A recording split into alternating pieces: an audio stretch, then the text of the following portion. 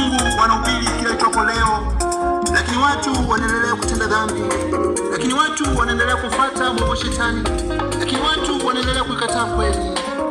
Ili mjibu kweli najisikia vibaya, lakini kuna neno la tumaini ambalo Bwana amenipatia nasimama nalo katika utumishi wangu. Haleluya, haleluya. Ikasema huyu Mungu atatenda kwa wakati wake, lakini mimi nasimama kwa zamu yangu. Haleluya.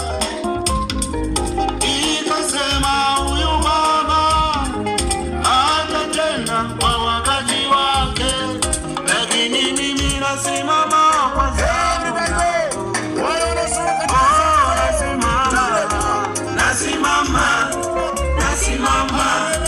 Nasimama katika zamu yangu. Nasimama,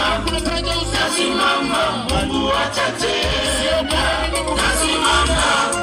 Nasimama katika zamu yangu.